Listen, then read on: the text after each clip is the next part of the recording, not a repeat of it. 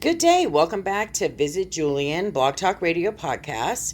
Today we are meeting with Amber Ramirez, Farmers Insurance, and she's going to talk about some of the issues and questions, and hopefully this will be real informative for those of you who are out there wondering about all different types of insurance. Welcome, Amber.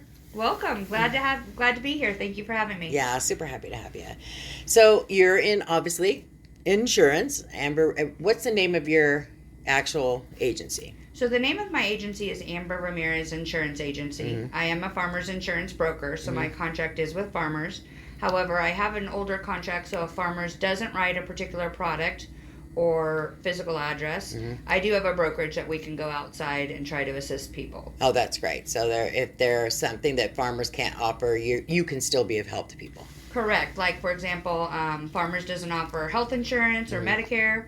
We offer that through my agency because they don't even offer that. Right. That makes perfect sense. All right. So what lines do you cover that people could reach out to you? Let's go through the list of the types of insurance. Yeah, we offer basically all types. We offer home, we offer auto, business insurance, workers' comp, life insurance, health insurance, Medicare, dental, vision. Oh, wow. I mean, there's basically not an insurance that I am not able to sell you. That's awesome. All right, cool.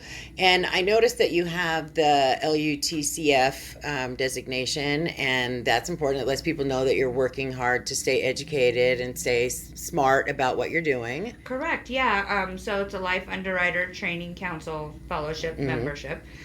So basically it's extensive life underwriting that I have had the training on. Also, some of my Medicare certifications you have to do every year. Yeah, continuing education. Yeah. I really enjoy doing that and, stay on top of the changes that are upcoming. And it's important to keep my license and be, helpful to people who need it. Right, especially Medicare because it changes so often. And every then year. All that protection that's now put in place to protect predatory selling for people. So it's good for them, it's good for you, and it keeps people, like when they're working with you, it keeps them secure and safe that you're really a person who cares about what they need and can offer them the best coverage. Right, and Medicare is one of the biggest things that they have the certifications every year because it's not something that you've dealt with until you pretty much turn 65. Right. So it's something new to almost every individual. Whereas regular health insurance you've dealt with at age 18, 20. So you know a little bit of the basics, but Medicare is a whole new ballgame there. So that's what we're there for, is to help educate, help you know the pros and cons of different choices you might have. And then that way you can make your decision and go forward with it. That's awesome.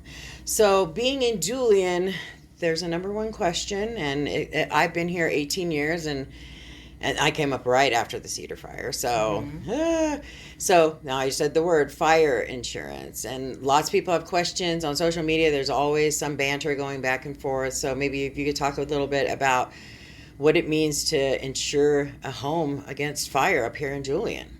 Yeah, the Witch Creek and the Cedar Fires were very detrimental. But that's not all that affects fire insurance in California. Some of the Malibu fires, some of the Northern California fires, all the wildfires in the state of California affect insurance companies. And so what insurance companies have started doing is they've started picking and choosing what they want to insure. Yeah. And of course, they do have to have their rates approved by the Department of Insurance. But they do pick and choose what they want. Back in 1968 is when the California Fair Plan was established. And basically what that says is in order to sell fire insurance, for example, in the state of California, if farmers wants to sell, they have to participate in the California Fair Plan. A number of people, I would tell you 98% of people assume because it has the word California in it, it's government run, and it is not. I have the California Fair Plan, and I thought I was insured by the state of California. Yeah, it is not. It is an exchange program that every insurance company that wants to sell fire insurance in the state of California has to participate in.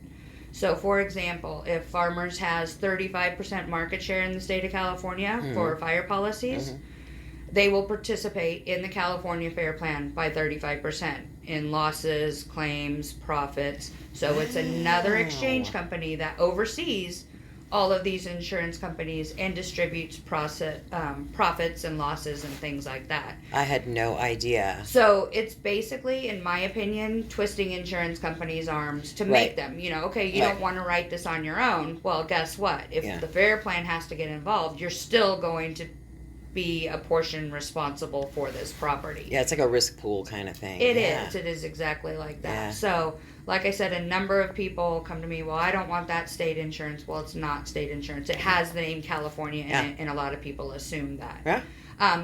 It is good in some aspects. I mean, it is able to get you fire insurance where every other insurance company doesn't have to offer it to you, but you are going to pay quite a bit more for it. So it's good to have someone who's local, familiar with the area, familiar with the needs, how the process works. Has a home in the area as well. Exactly. Yeah, because I mean, I've seen a number of people, come to me with a quote from the California Fair Plan from someone, maybe up in Temecula that isn't right here in the area, and maybe they didn't choose all the options that I would have. Sure. Because that's the other thing about the California Fair Plan is, in my opinion, it's like a cafeteria plan. You pick and choose what coverages you want and what limits you want.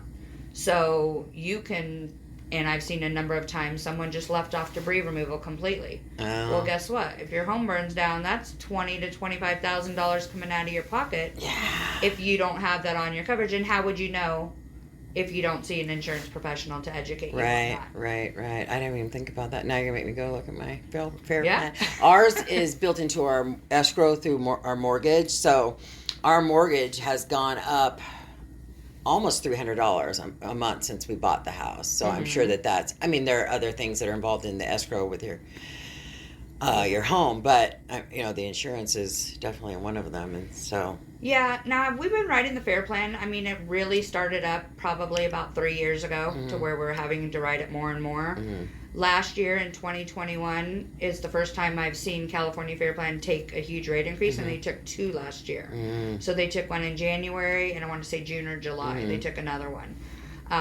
Because, they're not wanting to write the insurance either. It's kind of, being placed on them, because basically you're saying you can't get insurance elsewhere. Right. So, they don't tell us ahead of time when there's a rate increase, so it's not like I knew January 29th, February 1st there was going to be a rate increase. There wasn't, but it's not like we have a heads up until it actually happens. Right, sure.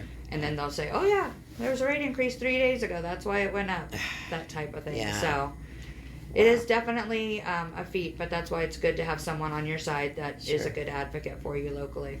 Now, I've seen out on social media people saying my insurance company's not renewing me. What do I do? That seems to be the panic.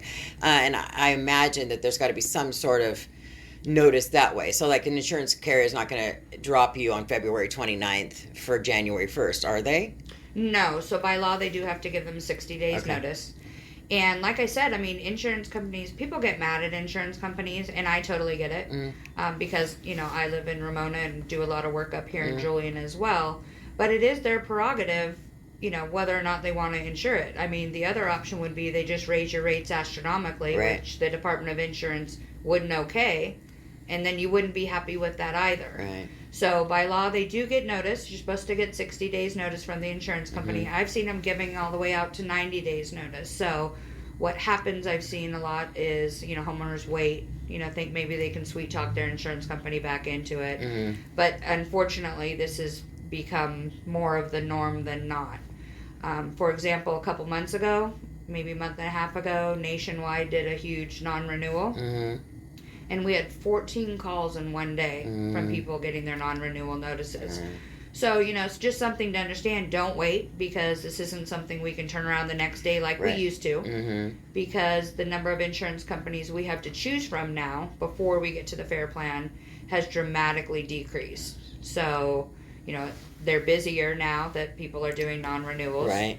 So the turnaround time is not as quickly, and people are getting inundated with these questions and concerns. So, I mean, I have people call me that their policy is being canceled in 2 days, and they've been trying to find it on their own. Right. Most places don't charge, a broker fee, or, we give free quotes or free estimates. There are some companies that do charge broker fees, and it's just because of the extra work they're having to put in it. But, yeah, definitely don't wait. As soon as you get that notice, my suggestion always is start calling the 3 to 4 top name brand companies, seeing if they'll write it. If not, get yourself a couple brokers that'll work on your side. Yeah, that's really good. Good advice. Yeah. So people can get to know a little bit more about you. I know that your agency has been in Ramona for 50 years. Obviously, not with you running it for 50 years. I'm not even sure you've been alive for 50 years, but it's been in your family. So talk a little bit about your history and why you do what you do. And my stepdad is the one who actually started the insurance agency, and my mom was working for him. Unfortunately, he passed back in 78, so my mom had to get her insurance license, become the agent, go through all of this training, because she was just a little secretary, kind of helping at the time. Sure. So she did that. So we actually grew up in the insurance industry. Like I said, it's been in the family for over 50 years. I still have some of the same customers, who say, oh, I remember you running around the office and taking a nap in the back room, that sort of thing. We helped in the office as teenagers and such, and then I got married and went on my way. And then my mom was talking to me one day, unfortunately, when I was getting a divorce. She was talking to me, and she goes, I'm going to want to retire sometime. Why don't you become partners with me? So I came back and became partners with her, helped her build her portion. And about 10 years ago, she retired. So I bought her out. And I've actually been doing this 18 years. I love what I do. I love talking to people. I love helping people, because when people call me is usually when something terrible has happened. Right, yeah. Like their policy is getting non-renewed, or they were just in a car accident. What do they do? Yeah. Or, their youthful driver starting to drive. What limits should they have?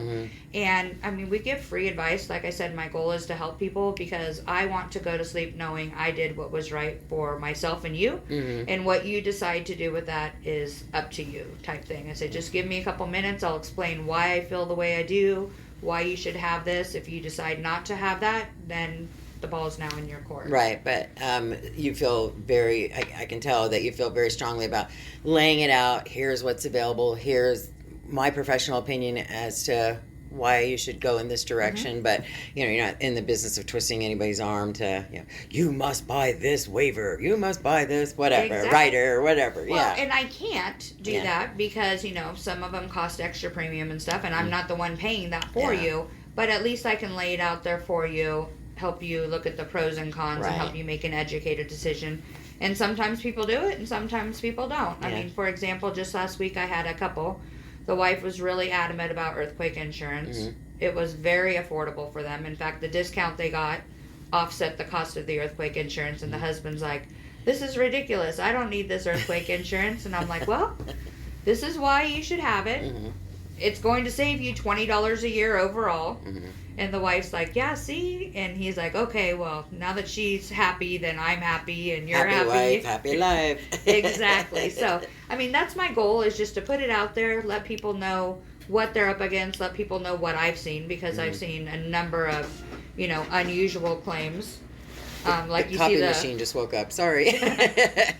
Like you see the farmer's commercial. Those are all real claims that they have on the farmer's commercial. Yeah, we've seen almost everything, so we know how to cover almost anything. Yeah. So it's not me myself, but it's like, fellow agents. We've heard of unusual things that have happened, and it just kind of opens your eyes as to think, this can actually happen. Right. What do I do to protect myself against that? Yeah, absolutely.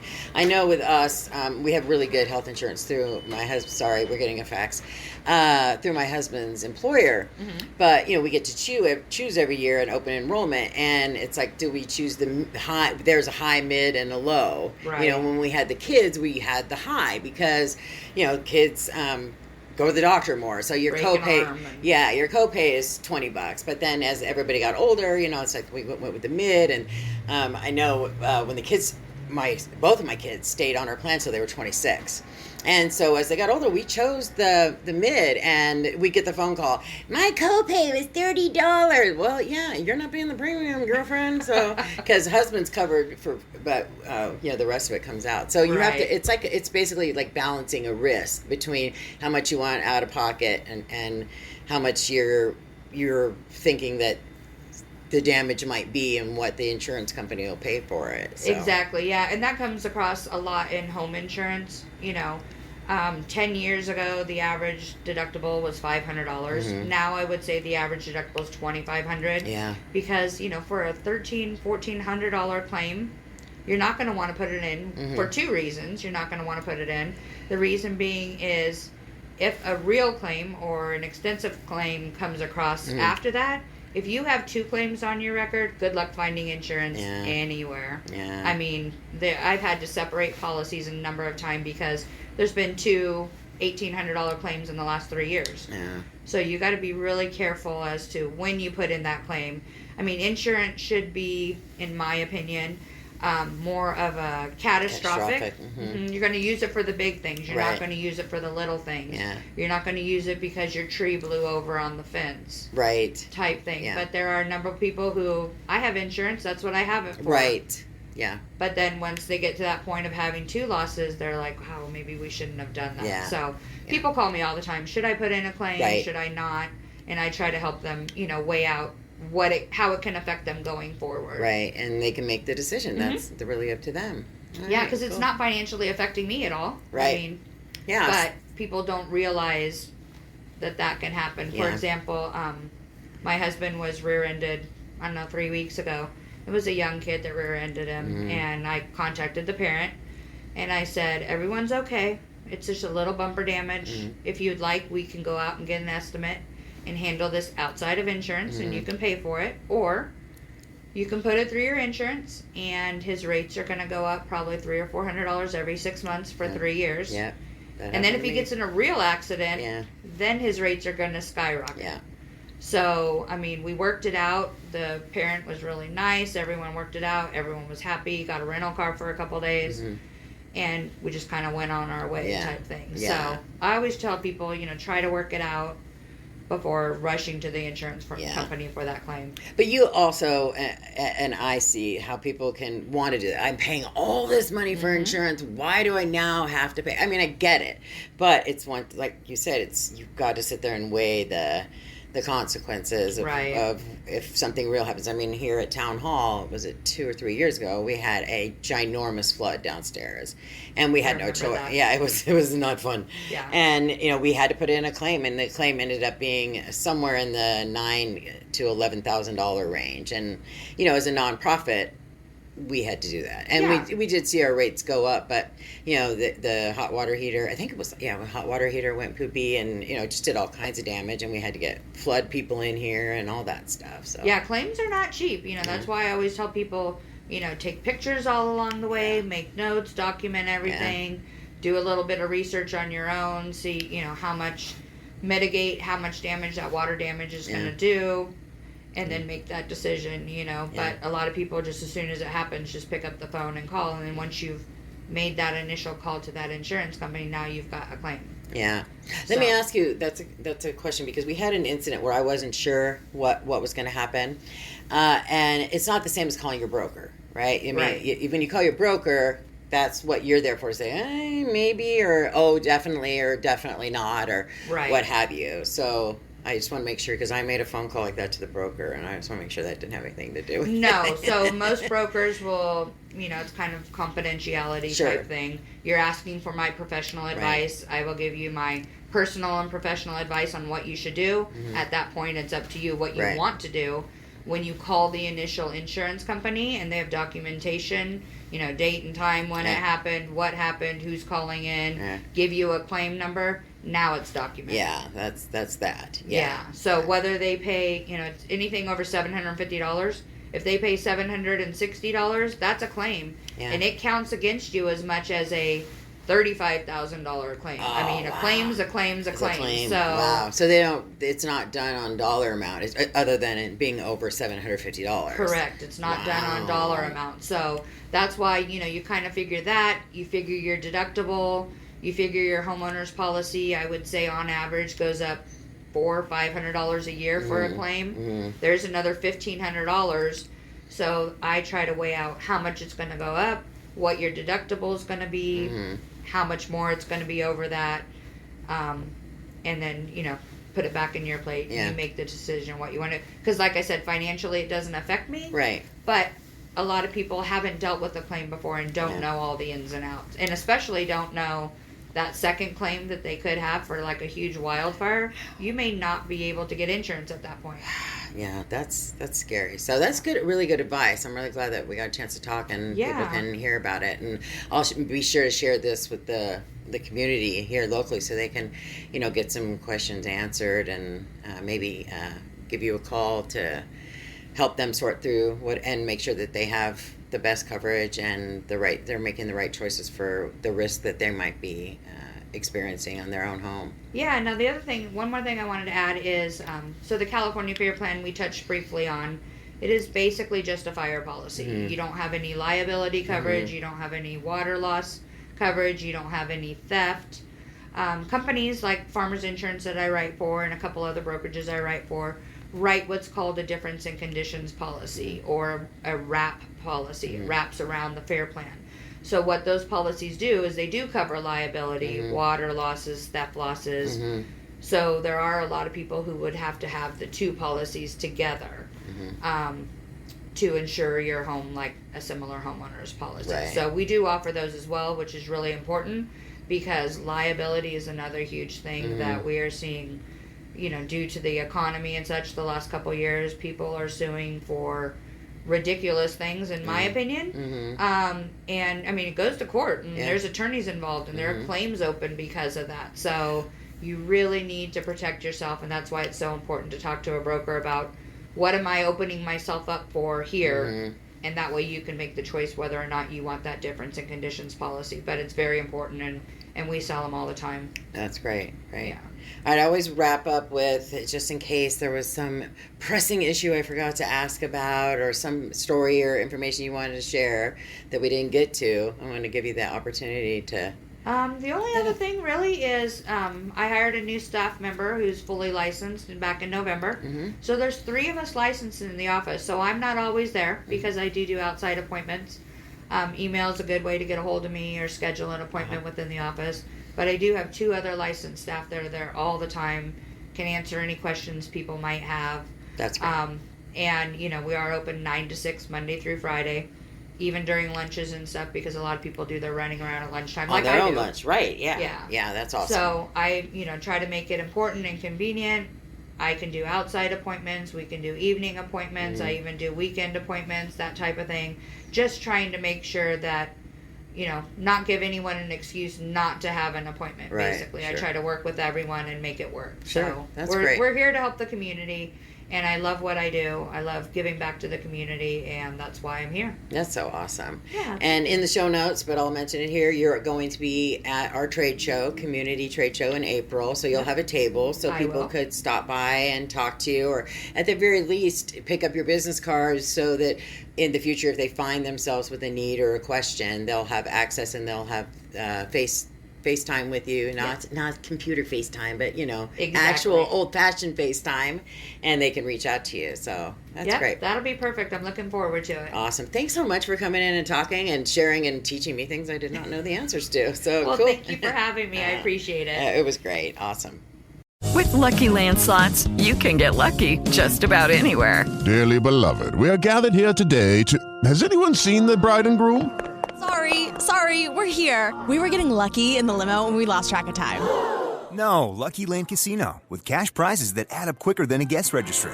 In that case, I pronounce you lucky. Play for free at LuckyLandSlots.com. Daily bonuses are waiting. No purchase necessary. Void where prohibited by law. 18+. Terms and conditions apply. See website for details.